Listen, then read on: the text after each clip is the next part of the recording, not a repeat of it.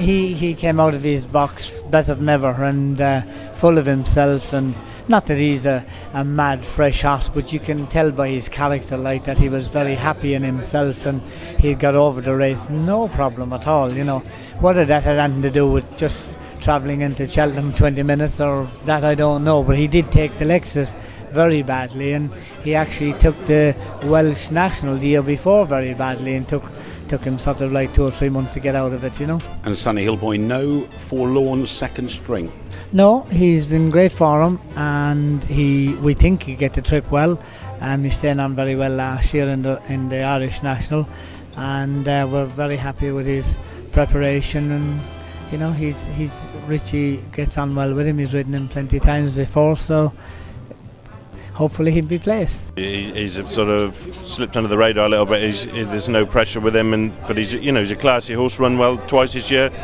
Could run really tidy. He can run well in Gold Cups and won 2 or 3 Grade 1s. Not many horses in the race can match that, and he's run really well this year. You know, he doesn't want it too soft these days. So good to soft ground would be perfect for him. Black Apalachi, an old friend. He is, of course. He's got 11.3. He's 13, but he's never been out of the first 2 in his last 10 starts over 4 years. I'm really looking forward to riding him. No, I mean, coming. Desi's got a very strong hand potentially, hasn't he? Desi's got a strong hand, but this is his best chance. The fact he's been over those fences, how big a plus do you see that as? It's a huge plus, massive plus. He's raced over them 4 times. This will be his 4th national. He's won a Beecher, 2nd in a national. He's got loads of form. His last run was a great run. He's a huge ride. He's not a 40 to 1 chance. He's always been a great little horse, and he's a battler, and you know, he isn't the biggest, but he jumps well, and you know, to win it would be great, but for him to come home safe and sound, that's the main thing.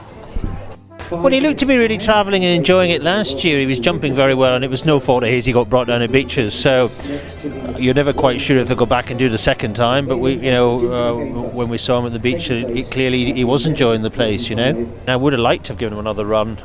We didn't run him again after the beach until the weights come out because I wanted to protect his mark. And the plan was to run him in the Grimthorpe at Doncaster, and unfortunately that came up good to firm, and I couldn't risk him. But he's done plenty of work. We took him away last week and worked him at Manton. Brian Mean was very kind, let us do that. So, you know, he's done plenty, and he doesn't. You know, he's a horse that's probably at his best when he's fresh.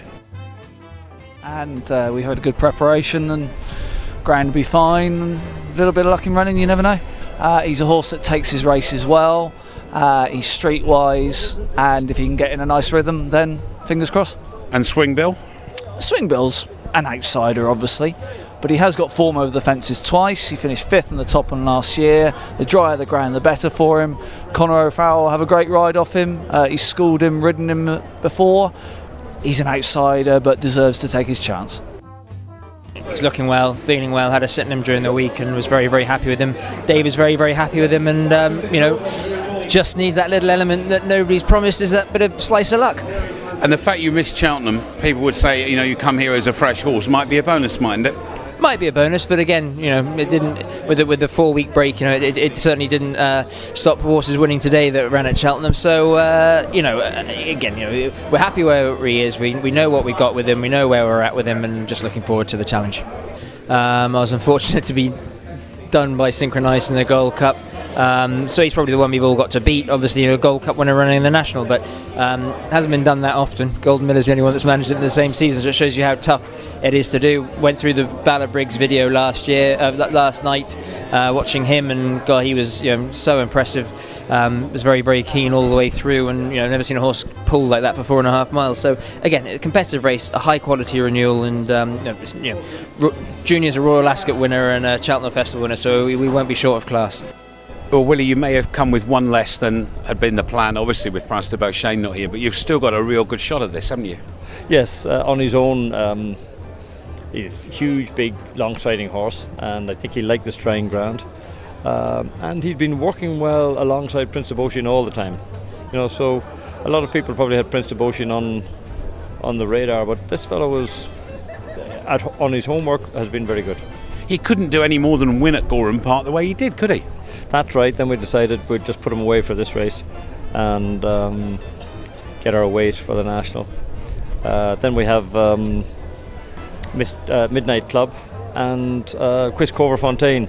Midnight Club made a bad mistake at the third fence here last year, and it just upset him for the rest of the race, and still finished sixth.